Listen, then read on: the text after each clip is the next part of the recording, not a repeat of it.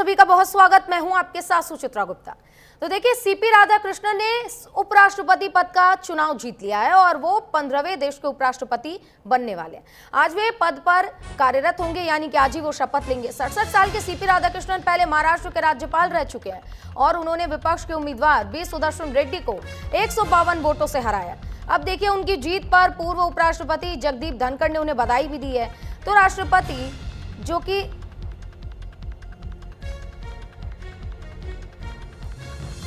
तो इतना ही नहीं बल्कि उपराष्ट्रपति को राष्ट्रपति द्रौपदी मुर्मू शपथ दिलाएंगी। देखिए, आज का ये दिन बहुत खास होने वाला है क्योंकि 15वें उपराष्ट्रपति के लिए सीपी राधाकृष्णन आज शपथ लेंगे और भव्य इसका आयोजन हो रहा है। इस समारोह में कई राजनेताओं के शामिल होने की उम्मीद है, जिसमें पीएम मोदी, गृह मंत्री अमित शाह भी, उनका नाम भी सामने आ रहा है। मंत्रियों का दिल्ली पहुंचने का सिलसिला भी इस दौरान जारी है। ओडिशा, कर्नाटक, आंध्र प्रदेश और तो और सभी राज्यों के मुख्यमंत्री, पंजाब के राज्यपाल और चंडीगढ़ के प्रशासक, झारखंड के राज्यपाल भी इसमें शामिल होंगे।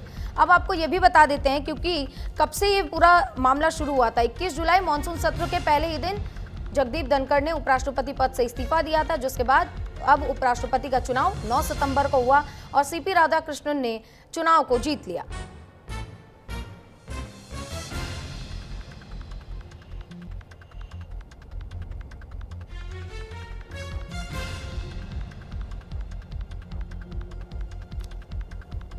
तो देखिए, चुनाव जीतने के बाद से कहीं ना कहीं ये चीजें भी सामने आ रही है क्योंकि विपक्ष की ओर से भी 15 वोट सीपी राधाकृष्णन के खाते में गए हैं। यानी कि आप कह सकते हैं कि विपक्ष के भी कई ऐसे नेता हैं, कई ऐसे सांसद हैं जो क्रॉस वोटिंग कर चुके हैं। अब इसको लेकर देखिए, पूरे देश में विवाद चल रहा है। एक और विपक्ष ये भी कह रहा है कि यहाँ पर भी वोटों की धांधली हुई है, लेकिन सवाल तो ये उठता है कि अगर ईवीएम यहाँ पर था नहीं, क्योंकि जैसा हमेशा विपक्ष आरोप लगाता है कि ईवीएम को लेकर ईवीएम हैक कर लिया गया और सारे वोट्स पक्ष के खाते में चले गए, लेकिन यहाँ तो ईवीएम का इस्तेमाल भी नहीं हुआ था। ऐसे में सवाल ये उठता है कि ये पूरा जो मामला है उसको लेकर तो देखिए, सीपी राधाकृष्णन आज भारत के 15वें उपराष्ट्रपति के तौर पर शपथ लेंगे। राष्ट्रपति द्रौपदी मुर्मू सीपी राधाकृष्णन को उपराष्ट्रपति पद की शपथ दिलाएंगी। शपथ समारोह के दौरान प्रधानमंत्री नरेंद्र मोदी, गृह मंत्री अमित शाह, रक्षा मंत्री राजनाथ सिंह, बीजेपी के राष्ट्रीय अध्यक्ष जेपी नड्डा समेत केंद्र सरकार के तमाम मंत्री मौजूद रहेंगे। 17वें उपराष्ट्रपति शपथ ग्रहण कार्यक्रम राष्ट्रपति भवन में होना है और ऐसे में तमाम मेहमानों के आने का सिलसिला लगातार जारी है। इस वक्त मैं मौजूद हूं राष्ट्रपति भवन के बाहर और यहां पे तस्वीरों में आप देखेंगे तमाम जो मेहमान हैं उनके आने का सिलसिला लगातार जारी है। अगर मैं बात करूं तो सीपी राधाकृष्णन जो चुनाव के नतीजे थे उसमें 452 मत मिले थे और 152 मतों से उन्होंने जीत दर्ज की थी और उसके बाद आज यानी 12 सितंबर को शपथ ग्रहण है। देश के राष्ट्रपति द्रौपदी मुर्मू शपथ दिलाएंगी और इस आयोजन में देश के प्रधानमंत्री नरेंद्र मोदी और इसके अलावा सभी राज्यों के राज्यपाल, उपराज्यपाल और तमाम केंद्रीय मंत्री इस शपथ ग्रहण कार्यक्रम में मौजूद रहेंगे और इस शपथ ग्रहण जो कार्यक्रम है करीबन 10:30 बजे के आसपास होगा और 17वें उपराष्ट्रपति के तौर पर सीपी राधाकृष्णन शपथ लेंगे और इस शपथ ग्रहण में तमाम जो गणमान्य उनके परिवार के जो मेहमान हैं वो भी मौजूद रहेंगे। इसके अलावा तमाम देश भर के जो तमाम वरिष्ठ नेता जो हैं भारतीय जनता पार्टी के और एनडीए के, वो भी इस शपथ ग्रहण कार्यक्रम में मौजूद रहेंगे। देश के 17वें उपराष्ट्रपति शपथ ग्रहण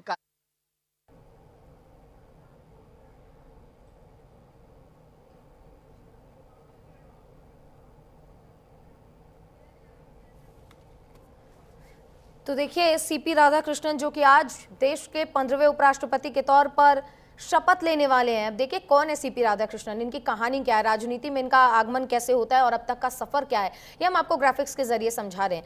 देखिए, लगातार ये चीजें निकलकर सामने आ रही थी क्योंकि उन्होंने बीजेपी को और संघ के साथ वो काफी समय से जुड़े रहे। 2007 में बीजेपी की तमिलनाडु इकाई के वो अध्यक्ष भी रहे। 2020 से 22 तक सीपी राधाकृष्णन बीजेपी के केरल के प्रभारी भी रहे हैं। इतना ही नहीं बल्कि संघ से जुड़े भी रहे हैं और सनातन को खूब जमकर वो प्रमोट भी करते हैं। देखिए, जाहिर सी बात है, अपने धर्म के प्रमोशन के लिए कहीं ना कहीं तमाम जो नेता हैं वो हम देख रहे हैं पिछले 1 दशक से खुलकर सामने आते रहे हैं। ऐसे में सीपी राधाकृष्णन भी एक ऐसे ही उम्मीदवार है। ये लाइव तस्वीरें हम आपको दिखा रहे हैं जहां पर देखिए तमाम बड़े चेहरे आपको नजर आएंगे। प्रधानमंत्री नरेंद्र मोदी, गृह मंत्री अमित शाह, नितिन गडकरी और देखिए आप सीपी राधाकृष्णन जी को देख रहे हैं जो अब देश के 15वें उपराष्ट्रपति के तौर पर शपथ लेने वाले हैं। से 1969 के बीच सिर्फ 2 वर्ष का कार्यकाल था उनका।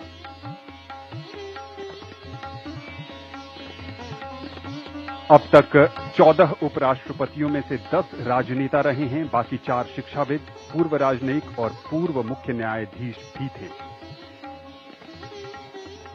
अब तक तमिलनाडु से 3 उपराष्ट्रपति, सर्वपल्ली राधाकृष्णन, रामास्वामी वेंकटरमण और सीपी राधाकृष्णन, जो तीसरे उपराष्ट्रपति तमिलनाडु से आज पद की शपथ लेंगे। आंध्र प्रदेश से भारत को अब तक 2 उपराष्ट्रपति मिले हैं, डॉक्टर जाकिर हुसैन और एम वेंकैया नायडू।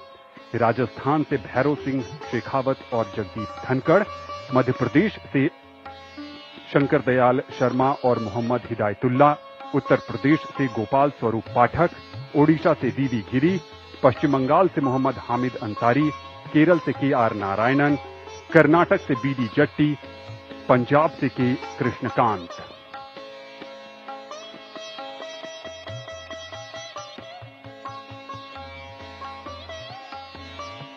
नौ सितंबर को उपराष्ट्रपति पद के चुनाव में एनडीए के उम्मीदवार के तौर पर श्री राधाकृष्णन ने 452 मत हासिल कर जीत हासिल की थी, और जबकि इनके विपक्षी उम्मीदवार को 300 मत हासिल हुए थे। यहां गणतंत्र मंडप में इंतजार है भारत की राष्ट्रपति द्रौपदी मुर्मू का, जो नवनिर्वाचित उपराष्ट्रपति को पद की शपथ दिलाएंगी।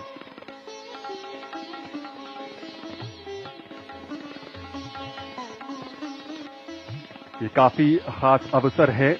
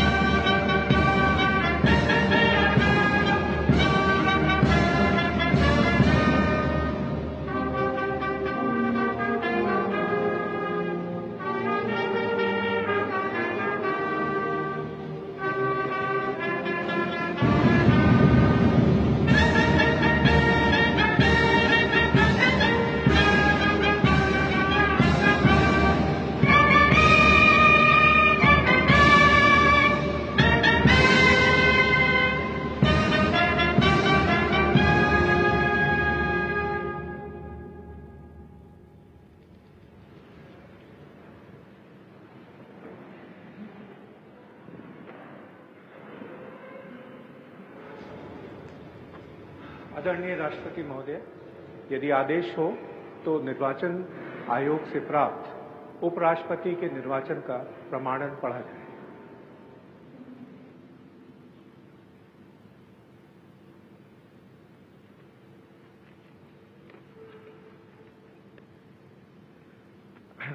यतः भारत के संविधान के अनुच्छेद 324 द्वारा भारत के उपराष्ट्रपति के पद के निर्वाचन का अधीक्षण, निदेशन और नियंत्रण भारत निर्वाचन आयोग में निहित है, और यतः श्री जगदीप धनखड़ द्वारा 2025 के जुलाई मास के 21वें दिन तदनुसार शक संवत के वर्ष 1947 के आषाढ़ मास के तीसरे दिन त्यागपत्र देने के कारण भारत के उपराष्ट्रपति का पद रिक्त हो गया है, और यतः भारत के उपराष्ट्रपति के पद को भरने के लिए संविधान तथा राष्ट्रपतीय और उपराष्ट्रपतीय निर्वाचन अधिनियम 1952 के उपबंधों और तदधीन बनाए गए नियमों और आदेशों के अनुसार निर्वाचन करा लिया गया है तथा परिणाम घोषित कर दिया गया है।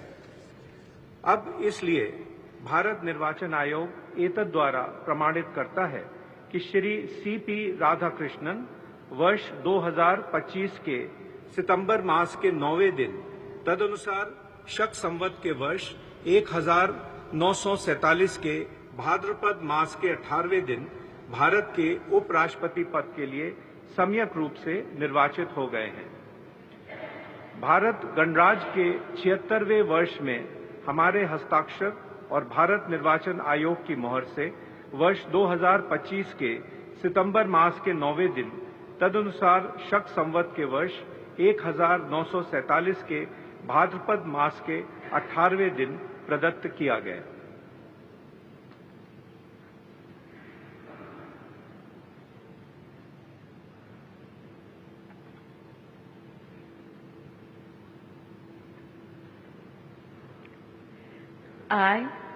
I, Chandraviram Ponnusamy Radhakrishnan, do swear in the name of God do swear in the name of God that I will bear true faith and allegiance that I will bear true faith and allegiance to the Constitution of India to the Constitution of India as by law established, as by law established, and that I will faithfully discharge the duty and that I will faithfully discharge the duty upon which I am about to enter. upon which I am about to enter.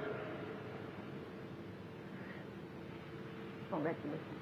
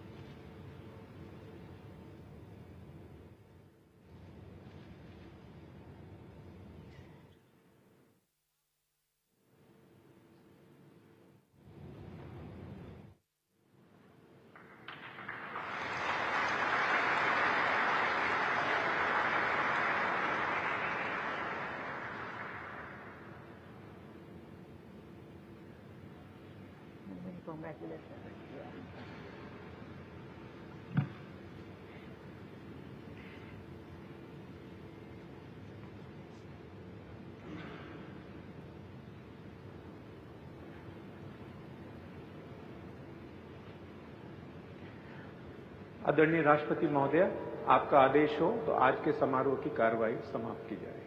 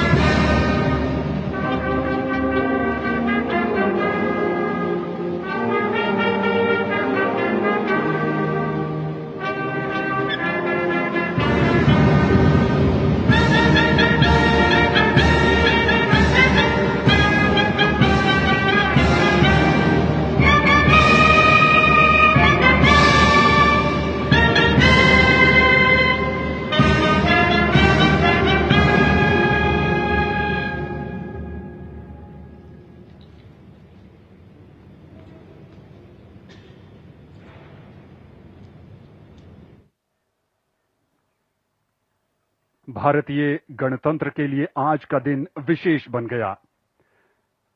Chandrapuram Ponnuswamy Radhakrishnan ने देश के 15वें उपराष्ट्रपति के तौर पर शपथ ली है।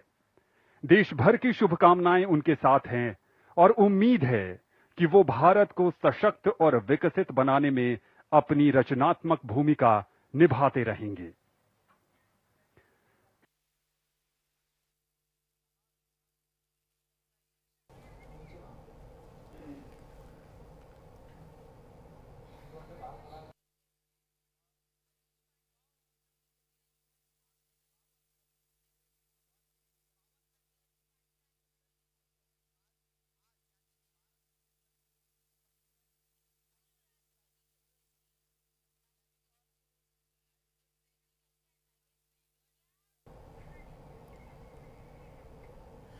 तो लंबे समय से इस बात को लेकर विवाद चल रहा था कि कौन आखिर देश का उपराष्ट्रपति होगा। देखिए, देश के 15वें उपराष्ट्रपति के तौर पर सीपी राधाकृष्णन ने आज शपथ ग्रहण कर लिया है। अब से वो अपनी पदवी संभालेंगे। लेकिन अभी भी सवाल ये बना हुआ है कि आखिर सीपी राधाकृष्णन को वोट ज्यादा क्यों मिले। सवाल ये भी कि आखिर विपक्ष बार बार सीपी राधाकृष्णन को सही उम्मीदवार या फिर सही प्रत्याशी क्यों नहीं मान रहा था, क्योंकि उन्होंने बार बार कहा है, विपक्ष की ओर से ये कहा गया है कि वो फिट नहीं बैठते। आज इसी बात पर चर्चा होगी। हमारे साथ 3 खास मेहमान जुड़ गए।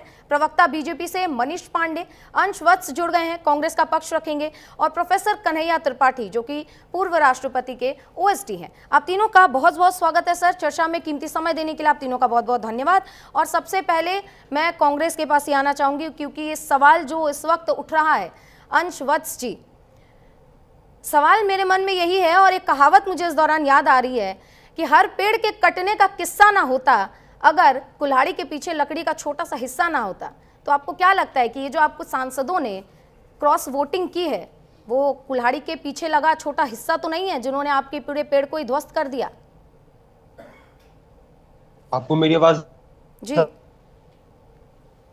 देखिए, सबसे पहले तो मैं आज सीपी राधाकृष्णन जी को बधाई देता हूं, शुभकामनाएं देता हूं कि आज उन्होंने शपथ लिया है और आज वो इस देश के उपराष्ट्रपति के तौर पर अपना कार्यभार संभालेंगे आज से। और मैं उम्मीद करता हूं कि जो कार्यकाल है वो पूरा करेंगे। जैसे जगदीप धनखड़ जी जो थे, उनके बीच में अंतरात्मा जागी थी, तो मोदी जी को पसंद नहीं आया, तो फिर इस वजह से उनको बाहर कर दिया गया था। तो ऐसा उनके साथ नहीं होगा। मैं इससे यही एक उम्मीद यहाँ पे करता हूँ कि वो अपना पूरा कार्यकाल पूरा करेंगे। लेकिन एक बात हमें और नहीं भूलनी चाहिए कि पिछले अगर आप 4 चुनावों को यहाँ पे अगर एनालाइज करोगे, तो उनके मुकाबले में विपक्ष की इस बार की जो भूमिका थी वो बहुत ही ज्यादा सराहनीय रही है, वो बहुत ज्यादा हमारी प्रशंसनीय रही है। हमारा तकरीबन 40% के करीब हमारा वोट शेयर आया है, जो कि पिछली बार के करीब 2022 में जब हुआ था उपराष्ट्रपति पद का चुनाव, उसमें हमारा 26% के करीब था, जो कि इस बार हमारा 40% हुआ, यानी हमारा 14.27% के करीब का हमारा इजाफा हुआ है। तो इस वजह से हमें जो है, अगर हम बात करेंगे इस बार आपके लोकसभा में सीटें भी तो ज्यादा आई थी ना सर, तो असर तो पड़ेगा, ये तो लाजमी था। नहीं, वही मैं कह रहा हूं। तो इस वजह से अगर हम कहें तो नैतिकता की कसौटी पे अगर इसको हम तोलने की बात करेंगे, तो विपक्ष के लिए मैं मानता हूं कि मॉरल ग्राउंड्स पे बहुत बड़ी हमारे लिए एक जीत रही है। आपने जैसे कहा लोकसभा चुनाव में, तो ये एक जो था कि हम सब लोग उसमें इंटैक्ट रहे, इस वजह से ये रहा था। लेकिन हाँ, मैं जो आपने सवाल पूछा था मैं उस पर भी बिल्कुल। देखिए, जो भाजपा ये कह रही थी जब से उपराष्ट्रपति पद के चुनाव की घोषणा हुई थी, तब से कह रहे भैया विपक्ष को अपने उम्मीदवार उतारने की जरूरत की है। अरे अगर आपके पास नंबर है, आप इतने ज्यादा आश्वस्त थे, तो आपको चुनाव से घबरा क्यों रहे? अगर आपके पास नंबर थे, आप इतने ज्यादा जीत से आश्वस्त थे, तो आपको अपने तमाम मशीनरी लगाने की जरूरत क्या थी कि आपको यहां से इन सांसदों को खरीदना है, कभी इसको करना है, कभी इसको रोकना है, कभी कुछ करना है। तो आप अगर अपने नंबर को लेकर इतना आश्वस्त थे, तो आपको इतनी ज्यादा बौखलाहट की थी। इनकी बौखलाहट इस कदर बढ़ गई थी कि अमित शाह जी को जो है हमारे जो उम्मीदवार थे बी सुदर्शन रेड्डी जी, उन पर टिप्पणी करनी पड़ती है तो उनको रिटायर्ड जजेस की तरफ से लेटर आ जाता है। इनकी बौखलाहट इस कदर बढ़ गई थी कि इनको दर्जन भर प्रेस कॉन्फ्रेंस करनी पड़ती है, क्योंकि टिप्पणी आप लोगों ने भी की थी, टिप्पणी उधर से भी हुई, तो पक्ष विपक्ष का काम है टिप्पणी करना। मेरा सवाल बस इतना सा था कि ये जो वोट ज्यादा मिले हैं, 14 वोट जो सीपी राधाकृष्णन को ज्यादा मिले हैं, उसके ऊपर मुझे आपका जवाब चाहिए। हाँ, मैं उसी पे ही बोल रहा हूँ। तो इस वजह से अगर वो अपनी जीत को लेकर इतने ज्यादा आश्वस्त थे, तो ये सब करने की जरूरत क्या थी? इनकी बौखलाहट थी इस वजह से। और मैं एक और बात कहना चाहता हूं कि आज विपक्ष पूरी तरीके से, इंडिया गठबंधन पूरी तरीके से इंटैक्ट रहा था। इस वजह से आज हम लोग उपराष्ट्रपति पद के चुनाव को लेकर इतनी ज्यादा चर्चा कर रहे थे, क्योंकि सभी लोगों को उम्मीद थी, क्योंकि सब लोग ये मानते थे कि ये जो लड़ाई है, ये सिर्फ और सिर्फ नंबर गेम नहीं था, ये महज एक आम चुनाव नहीं था, बल्कि एक वैचारिक हमारी एक लड़ाई थी, जिसमें जो है ये देश पूरा ये देखना चाहता था कि संविधान और मनुस्मृति में से किसको जो है जो आगे आएगा। तो इस वजह से ये एक वैचारिक हमारे लिए लड़ाई थी, हमारे लिए लोकतंत्र को बचाने की लड़ाई थी। हम लोग मानते हैं कि जितने भी ये सारे चुनाव होते हैं, ये सारे चेक्स एंड बैलेंसेस के तौर पे काम करते हैं सरकार के लिए। और मैं एक और बात यहाँ पे कहना चाहता हूं कि आज हमें सब इस बात को भी नहीं भूल जाना चाहिए, इस चीज पे भी हमें यहाँ पे सवाल पूछना चाहिए भारतीय जनता पार्टी से कि जो गुमनाम जगदीप धनखड़ जी थे, जब रिजल्ट अनाउंस हुआ था उस समय पे कुछ सेकंड के लिए, कुछ मिनटों के लिए एक्टिव हुए थे और आज फिर से वो दिखे हैं, तो बीच में जो गुमनाम हो गए हैं, तो उनका इस्तीफा क्यों हुआ था, वो गुमनाम क्यों है? तो इस वजह से एक सवाल और मैं यहाँ पे पूछना चाहूंगा, मनीष पांडे जी से मैं जवाब लेती हूँ। मनीष पांडे जी से मैं जवाब लेती हूँ। सारी जगह की बात ठीक है, मनीष पांडे जी से मैं जवाब ले लेती हूँ, एक सेकंड। वो दुनिया भर की सारी बातें करेंगे, वो दुनिया भर की सारी बातें करेंगे, लेकिन इसका जवाब नहीं देंगे कि मेन वजह क्या था इस्तीफा का, क्योंकि उनको पता है कि मोदी जी और अमित शाह जी को रिमोट कंट्रोल से चलने वाले चाहिए, उनको संवैधानिक संस्थाओं पे कोई भरोसा नहीं है। ठीक है, अब मैं मनीष पांडे जी से जवाब लूं उसके पहले मैं आपको बता दूं, आपकी बात मैं बहुत ध्यान से सुन रही थी और मैंने सुना कि आपने कहा कि हम देखना चाहते थे कि संविधान को तवज्जो दिया जाता है या फिर मनुस्मृति को। इसका मतलब आप सनातन को मानते नहीं है और आप मनुस्मृति को नहीं मानते, जैसे कांग्रेस के तमाम नेता बोलते हैं।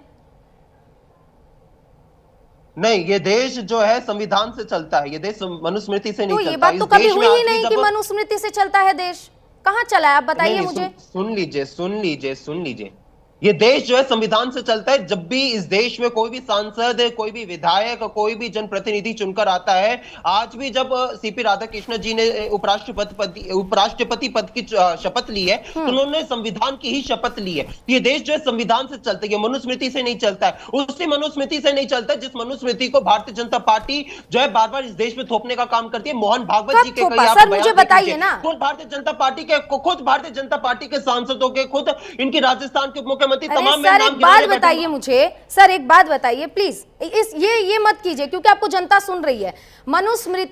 मनुस्मृति या फिर जितने भी ग्रंथ है सनातन धर्म में, जितने भी पुराण है, ये सिर्फ एक जरिया है। हमें अपने पूर्वजों के बारे में पता चलता है, हम जीने का सलीका सीखते हैं, ये सारी चीजें। ये बात आप दूसरे अन्य धर्मों पर तो टिप्पणी नहीं करते कि अरे आपने बाइबल क्यों पढ़ी, आपने कुरान क्यों पढ़ा, ये देश ऐसे नहीं चलेगा, ये देश सरिया से नहीं चलेगा, तब तो आपकी जुबान खुलती नहीं है। नहीं, देखिए पहली बात तो ये तो इस सर, विषय सर नहीं है। आज एक सेकंड सर, एक सेकंड, आज ये बात आप बोल दीजिए कि ये देश, ये जो अलग सा कानून चल रहा है, शरिया कानून या फिर संविधान, किससे चलेगा सर? शरिया कानून से चलेगा। अगर आप मुझे बीच में नहीं रोकेंगे तो मैं आपका सवाल का जवाब दे पाऊंगा। बताइए। सबसे पहली बात तो यह है कि भारतीय जनता पार्टी कहते कि यह देश जो है संविधान से चलेगा। ये जो सब सोचते हैं कि संघ के विधान से चलेगा, तो ऐसा नहीं है। आरएसएस ने बार बार, बीजेपी बार बार जो इस देश में मनुस्मृति थोपने का काम करती है और ये सच्चाई है। और मैं आपको उदाहरण के साथ समझाता हूं। जब ये देश आजाद हुआ था, जब इस देश में संविधान को अडॉप्ट किया गया था, आरएसएस ने इस देश के संविधान की प्रतियां जलाई थी, कहा था कि इसमें कुछ भी भारतीय नहीं है। उन्होंने कहा था कि हमें मनुस्मृति को आगे लेके जाना चाहिए, उन्होंने ये कहा था। मैं पूछना चाहता हूं, वो संविधान को कोई स्वीकार नहीं करते, आज भी क्यों संविधान को स्वीकार नहीं करते? अरे मुझे तो नहीं समझ आ रहा है कि कौन स्वीकार नहीं कर रहा है। आप सुन लीजिए प्लीज, आप बीच में बोलेंगे मैं कैसे जवाब दूंगा? देखिए, सबसे पहली बात, अगर आपको यहाँ पे 2024 के लोकसभा चुनाव को अगर आप देखेंगे तो उस समय पे भी आपको ये याद होना चाहिए कि तमाम इनके नेताओं ने, तमाम बड़े बड़े संवैधानिक पद पे बैठे, चाहे वो राजस्थान के उनके उप मुख्यमंत्री हो, चाहे इनके सांसद हो, चाहे इनके प्रत्याशी हो, चाहे इनकी जो है विधायक हो, गुजरात की इनकी स्टेट की सेक्रेटरी है, सबने कहा है कि भैया ये हमें संविधान में बदलने की जरूरत है, हमें संविधान में चेंजेस करने की जरूरत है, हमें 400 सीटें दे दीजिए, हमें संविधान बदलने की जरूरत है। वो अलग बात है कि जनता ने इनको मुंह की खाने पे मजबूर किया है, इनको घुटने पे टेकने पे मजबूर किया है। ठीक है, आपका हो गया सर। तो क्या बात करते हैं? ठीक है, अब मैं आपको एक चीज बताती हूँ, उसके बाद मैं मनीष पांडे जी आपके पास आऊंगी, जवाब मुझे आपसे भी लेना है। ये जो आप कह रहे हैं कि संविधान को एक्सेप्ट नहीं किया, जनता की मुक्की खानी पड़ी, सर ये बात तो, ये राग तो आप पूरे पिछले 21 साल से अलाप रहे हैं, फायदा तो कुछ होता नहीं है आप लोगों को। रही बात संविधान से चलने की, सर देश जब से आजाद हुआ है तब से संविधान से ही चल रहा है, ठीक है। और मैं आपसे जवाब ये चाह रही थी कि ये जो शरिया कानून अलग से चल रहा है सर, इस पे तो आप बोलते ही नहीं है कभी कि शरिया कानून से नहीं, संविधान से चलेगा। वक्फ बोर्ड को लेकर आप लोगों ने इतना उधम मचाया देश में कि पूरा देश इधर उधर हो गया। मनीष पांडे जी आपसे जवाब लेना चाहेंगे विपक्ष, ठीक है सर, हमारे पास अन्य आगे भी लूंगी सर। सर लंबा डिबेट है, लंबा डिबेट है सर, लंबा डिबेट है, हमारे पास अन्य मेहमान भी हैं, आपके पास दोबारा आऊंगी। मनीष पांडे जी, आरोप तो लग रहा है कि जगदीप धनखड़ गायब हो गए थे, आज हमें एक बार फिर से वो देखने को मिले हैं यहाँ पर। जवाब सर कि इतने दिनों तक जगदीप धनखड़ गायब क्यों थे और आखिर उनका इस्तीफा क्यों था? देखिए ऐसा है, सबसे पहले तो मैं अपने छोटे भाई अंश वत्स जी को ढेर सारी शुभकामनाएं दूंगा। उम्र में छोटे हैं लेकिन बोलते बड़े अच्छे हैं, बड़ी अच्छी इनकी भाषा है। लेकिन मैं बड़ा भाई होने के नाते एक इनको सुझाव दूंगा, जो स्क्रिप्ट आप पढ़ रहे हैं वह स्क्रिप्ट का जब राहुल गांधी बोलते हैं और देशवासियों पे असर नहीं होता, तो आप कितना भी चीख लेंगे, चिल्ला लेंगे आज के व्यूअर्स को, पर उसका क्या असर पड़ेगा? आप युवा हैं, आप में एनर्जी दिखती है, तो कोई अच्छी बातें या नहीं तो कोई नई बातें करे जो लोगों को नया लगे। ये मनुवादी, ये अन्य बातें कह के आप खुश हैं कि आपका अच्छा प्रदर्शन हुआ। आपकी मजबूरी है कि आपने नए उपराष्ट्रपति महोदय को बधाई दी, क्योंकि वह प्रोटोकॉल भी कहता है। और आप 99 पे भी खुशी मना रहे थे, जश्न मना रहे थे। हमने सुप्रिया जी का वो वीडियो भी देखा। तो आपका प्रदर्शन अच्छा रहा, इसकी खुशी, आपको भी बधाई, आपको भी मुबारक हो। लेकिन हाँ, ठीक है मनीष पांडे जी, मैं आपसे जवाब लूंगी। एक मैं प्रोफेसर कन्हैया त्रिपाठी आपके पास आना चाहूंगी। सर, ये देख रहे हैं आपकी किस तरीके से लगातार मेरी बवाल बात अभी चल रहा लेकिन है। पूरी नहीं हुई। सर, मैं आपके पास आऊंगी, समय की थोड़ी सी कमी है, इसीलिए कन्हैया त्रिपाठी जी मैं आपसे जवाब लेना चाहती हूँ। ने आपको आपने लंबा चौड़ा समय सर दिया, वो मुझे उसका कोई ठीक है। कन्हैया त्रिपाठी जी आपके पास आना चाहूंगी, क्योंकि आप देख रहे हैं कि उपराष्ट्रपति पद को लेकर किस तरीके से पूरा बवाल मचा हुआ है, और इस बवाल के बीच में क्रॉस वोटिंग हुई है, और क्रॉस वोटिंग को लेकर अभी भी कांग्रेस मानने को तैयार नहीं है कि अपने ही घर में अभी उनके चोर छिपे हुए हैं जो लगातार क्रॉस वोटिंग कर रहे हैं। सर बिल्कुल सुचित्रा जी, नमस्कार आपको, और नए उपराष्ट्रपति को मैं भी बधाई देना चाहूंगा, सीपी राधाकृष्णन जी को। और मैं अपने आपके प्रश्नों पर आऊं तो आप बहुत अच्छा सवाल कर रही हैं कि ये जो क्रॉस वोटिंग हुई है, इसको लेकर के बहुत बहुत असमंजस कांग्रेस पार्टी में है, और उन्हें इस पर आकलन करना चाहिए, इसका मूल्यांकन करना चाहिए कि किस प्रकार से कहाँ पर हमारी कमियां हैं और कौन लोग हमसे अलग होना चाहते हैं। जहां तक ये जो संविधान और मनुवाद की बात चल रही थी, इस बहस से ज्यादा जरूरी ये मैं मानता हूं कि हमें विकास के बारे में बात करनी चाहिए। हमें नए उपराष्ट्रपति की आगे की भूमिकाएं क्या होंगी, इस पर बात करनी चाहिए। और नए उपराष्ट्रपति जो है वह विगत राष्ट्रपति के भांति कुछ ऐसा नहीं करेंगे जो धनखड़ साहब कर रहे थे, मतलब कुछ ऐसा करना चाहिए, इस पर विचार करना चाहिए, और ये सोचना चाहिए कि ये देश कैसे विकसित राष्ट्र बनेगा और कैसे हम 2047 की तरफ बढ़ करके एक नया भारत। जाहिर सी बात है त्रिपाठी जी, सोचने की जरूरत कांग्रेस को भी और बीजेपी को भी है। कांग्रेस को ये है कि अंदर से कौन क्रॉस वोटिंग कर रहा है। आखिर आपके पास जब इतना नंबर गेम था, जितना भी था वही हो जाता, लेकिन क्रॉस वोटिंग में चला गया। इसमें जो क्रॉस वोटिंग हुई है, ये क्रॉस वोटिंग जो है, ये कांग्रेस को अपना खुद का मूल्यांकन करना पड़ेगा। बिल्कुल बिल्कुल, बिना उसके कुछ यही भी मैं नहीं कह रही थी कि संभव है, मूल्यांकन यहाँ पर त्रिपाठी जी बहुत जरूरी हो जाता है। माफ कीजिएगा त्रिपाठी जी, आप तीनों मेहमानों का बहुत बहुत धन्यवाद, क्योंकि समय का मुझे बहुत अभाव है। तो देखिए, लगातार मैं एक ही बात कह रही हूँ कि कांग्रेस को मूल्यांकन की जरूरत है, क्योंकि अंदर से वो कहते हैं ना, घर का बेदी लंका डाय, वही वाला हाल कांग्रेस का। लेकिन बीजेपी को भी बहुत जरूरत है कि इसके बाद कोई भी ऐसा उपराष्ट्रपति अपना कार्यकाल बिना पूरा किए इस्तीफा देकर ना चला जाए। अगर मनभेद है तो उसे खत्म किया जाए और कार्यकाल जिस तरीके से सुचारू रूप से चल रहा है उसको आगे बढ़ाया जाए। फिलहाल के लिए चर्चा में बस इतना ही। आप देखते रहिए न्यूज़ इंडिया।